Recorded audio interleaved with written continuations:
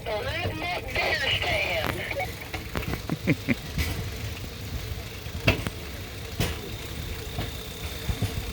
And that right there is the view I never get sick of.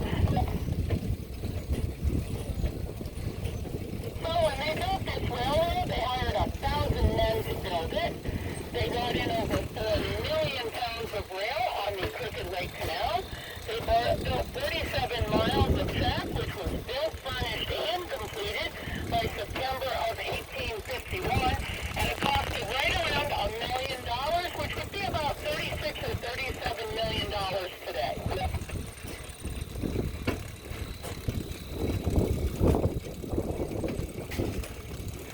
So this Crimean Lake did in fact go down to Elmira, and then in the following year, 1852, they connected onto a short line railroad called the Chemung Railroad that went over to Corning. So now, since you could access Corning by rail from Canandaigua, they renamed themselves the Canandaigua and Corning Railroad. I personally think they just liked renaming themselves. So this line quickly became essential for both passengers and cargo in and out of this region. And passengers could also come up from south of here, head up to Canandaigua, and they could change trains and head easterly or westerly towards Albany, New York, or towards Niagara Falls. This was really a big deal for the people in this area.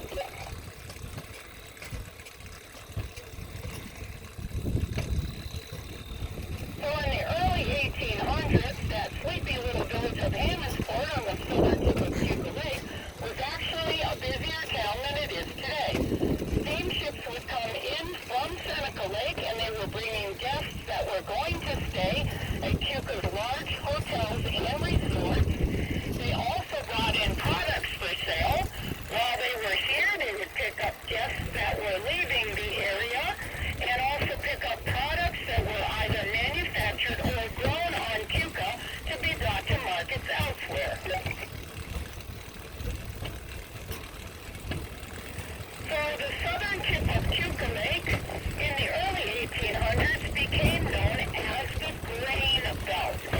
It provided all of the grain for all cereal products for the entire U.S. Atlantic seaboard, right here in Little Yates and Steuben counties.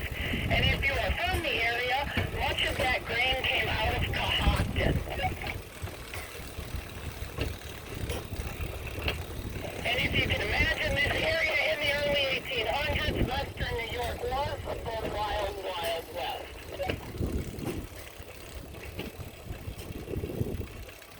So Hammondsport, being the capital of the grain belt, actually has its own story of Mrs. O'Leary and the cow.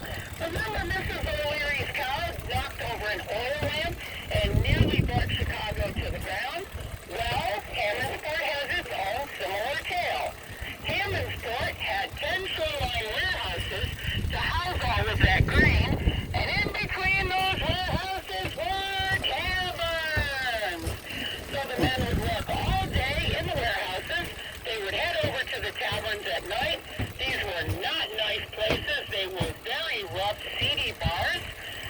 Oftentimes drunken brawls broke out, and every now and then somebody would kick over an oil lamp and literally burn the entire shoreline of Hammondsport to the ground. And that happened every 4 to 5 years.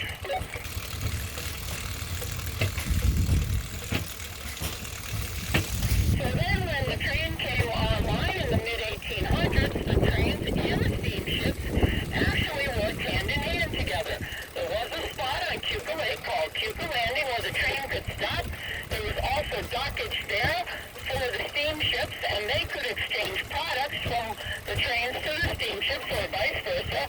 And now all of those products had new markets where they could be taken to be sold.